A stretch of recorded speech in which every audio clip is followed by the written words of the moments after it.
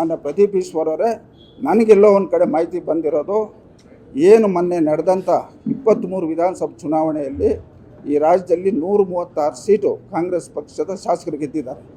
ನಾಳೆ ಇದೇ ರೀತಿ ನೀವು ಮಾತಾಡ್ಕೊಂಡು ಮುಂದುವರ್ಸ್ಕೊಂಡು ಹೋದರೆ ಮುಂದೆ 2028ಕ್ಕೆ 136 ಸೀಟು ಕಾಂಗ್ರೆಸ್ ಪಕ್ಷದ್ದು 66 ಸೀಟ್ ಬರ್ತದಂತ ಈ ಮಾಧ್ಯಮಗಳ ಮುಖೇನ KPCC ಅಧ್ಯಕ್ಷರಿಗೂ ಕಾಂಗ್ರೆಸ್ ಪಾರ್ಟಿ ವರಿಷ್ಠರಿಗೆ ಗಮನ ತರಲಿಕ್ಕೆ ನಾನು ಬಯಸ್ತಾ ಇದ್ದೀನಿ. ನೀವು ಈ ಸದನದಲ್ಲಿ ಮಾಜಿ ಮುಖ್ಯಮಂತ್ರಿ ಮಕ್ಕಳು ದಿನೇಶ್ ಗುಂಡೂರಾವ್ ಸಾಹೇಬರು ಇರ್ಬೋದು, ಮತ್ತು ನಮ್ಮ ಅಜಯ್ ಸಿಂಗ್ ಅವರು, ಧರ್ಮಸಿಂಗ್ ಮಗ ಅಜಯ್ ಸಿಂಗ್ ಅವರು ಇರ್ಬೋದು, ಮತ್ತು ಅಲ್ಲಲ್ಲ ಮಧು ಬಂಗಾರಪ್ಪನವರು, ಇವರೆಲ್ಲ ಮಾಜಿ ಮುಖ್ಯಮಂತ್ರಿಗಳು ಮಕ್ಕಳು ಯಾವ ರೀತಿ ಮಾಧ್ಯಮಗಳಿಂದ ಮಾತಾಡ್ತಾರೆ ಅವ್ರನ್ನ ಸ್ವಲ್ಪ ನೀವು ಗಮನಿಸಿ, ಅವ್ರ ಕಾಲು ಕೆಳಗೆ 12ಕ್ಕಿಂತ ದೂರ ಮಾಧ್ಯಮಗಳಿಂದ ಮಾತಾಡೋಂಥ ಕೆಲಸ ತಾವು ಪ್ರದೀಪ್ ಈಶ್ವರ್ ಅವ್ರು ಮಾಡ್ಬೇಕಂತೇಳಿ ಮತ್ತೊಮ್ಮೆ ಹೇಳ್ತೇವೆ. ವಿಶೇಷವಾಗಿ ನಾನು ಮಾಧ್ಯಮಗಳವ್ರಿಗೆ ಮನವಿ ಮಾಡ್ತಕ್ಕಂಥದ್ದು, ಏನು ಇವತ್ತು ಈ ಜನಪ್ರತಿನಿಧಿಗಳು ತಾವು ಮಾಧ್ಯಮದವ್ರು ಇದ್ದೀರ ಅಂತೇಳಿ ಇಷ್ಟಕ್ಕೆ ಬಂದಂಗೆ ಮಾಧ್ಯಮಗಳಲ್ಲಿ ಮಾತಾಡ್ತಾ ಇದ್ದಾರೆ. ಅವರ ಒಂದು ಮಾತನ್ನು ತಾವು ಪರಿಗಣಿಸಿ ನೀವು ಜಾಹೀರಾತು ಮಾಡಿದರೆ ಭಾಳಷ್ಟು ಒಳ್ಳೆಯದಂತ ನನ್ನ ಒಂದು ಅಭಿಪ್ರಾಯ. ಇವತ್ತು ಸಾಮಾಜಿಕ ಜಾಲತಾಣದಲ್ಲಿ ಸೋಷಿಯಲ್ ಮೀಡಿಯಾದಲ್ಲಿ ನಾವು ನೋಡ್ತಾ ಇದ್ದೀವಿ ಯಾವ ರೀತಿ ಇವತ್ತು ಪ್ರದೀಪ್ ಈಶ್ವರ್ ಅವ್ರನ್ನ ಟ್ರೋಲ್ ಮಾಡ್ತಾ ಇದ್ದಾರೆ.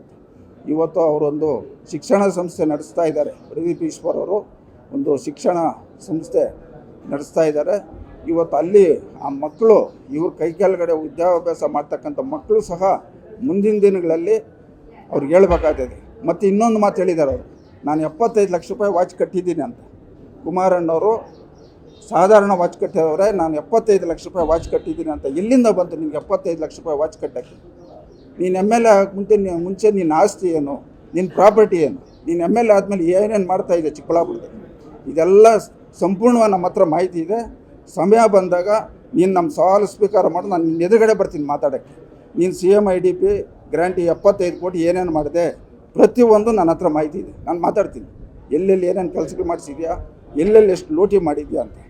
ನೀನು ಕುಮಾರಣ್ಣವ್ರ ಬಗ್ಗೆ, ದೇವೇಗೌಡರ ಬಗ್ಗೆ ಮಾತಾಡಿದರೆ ಕಾಂಗ್ರೆಸ್ ಪಕ್ಷವರು ನಿನ್ನ ಮನೆ ಹಾಕ್ತಾರೆ ಅಂದ್ಕೊಂಡಿದ್ಯಾ? ಯಾವುದೇ ಕಾರಣಕ್ಕೂ ಕಾಂಗ್ರೆಸ್ ಪಕ್ಷದಲ್ಲಿ ನಿಮ್ಮಂಥವ್ರಿಗೆ ಮನೆ ಹಾಕೋಂಥ ಪ್ರಶ್ನೆ ಇಲ್ಲ.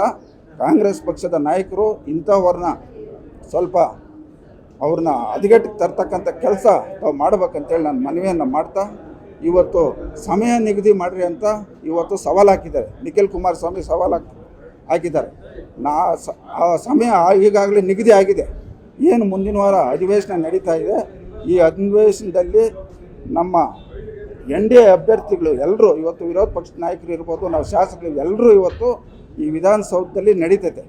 ಏನು ನಾಟಕ, ಏನು ನಮ್ಮ ಬಿಡದಿ ಟೌನ್ಶಿಪ್ ಸಂಬಂಧಪಟ್ಟಂತೆ ವಿಧಾನಸೌಧದಲ್ಲಿ ನಾಟಕ ನಡೀತದೆ. ನೀವು ಏನಾದರೂ ಭಾಗವಹಿಸಂಗಿದ್ರೆ, ಇಲ್ಲ ಅರ್ಜುನ್ ಪಾತ್ರ ಆಗಿ ಬರ್ತಿರೋ, ಇಲ್ಲ ದುರ್ಯೋಧನ ಪಾತ್ರ ಆಗಿ ಬರ್ತಿರೋ, ಬಂದ್ಬಿಡ್ರಿ, ನಾವು ಅದನ್ನು ಸ್ವೀಕಾರ ಮಾಡೋಕ್ಕೆ ನಾವು ತಯಾರಾಗಿದ್ದೀರಿ ಅಂತ ಈ ಸಂದರ್ಭದಲ್ಲಿ ಹೇಳ್ತಾ, ಮತ್ತೊಮ್ಮೆ ನಾನು ದೇವೇಗೌಡರ ಕುಟುಂಬದ ಬಗ್ಗೆ, ದೇವೇಗೌಡರು ಈ ರಾಜ್ಯದಲ್ಲಿ 20 ತಿಂಗಳು ಮುಖ್ಯಮಂತ್ರಿಗಳಾಗಿದ್ದರು, ಈ ದೇಶದಲ್ಲಿ 11 ತಿಂಗಳು ಪ್ರಧಾನಮಂತ್ರಿ ಆಗಿದ್ದು.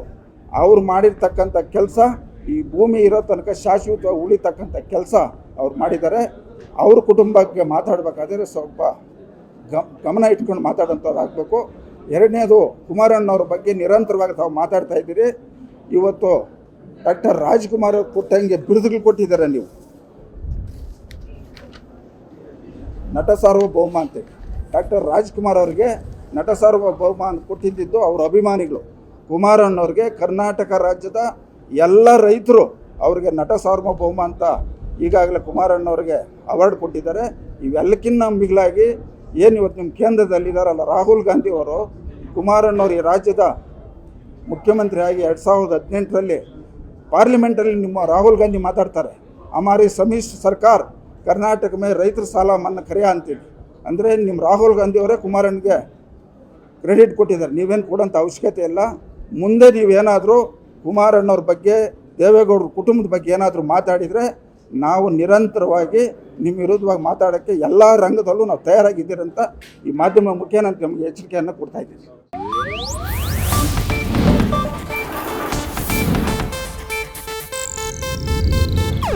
ಇದು ಏಷ್ಯಾನೆಟ್ ನ್ಯೂಸ್ ನೆಟ್ವರ್ಕ್ ಪ್ರಸ್ತುತಿ.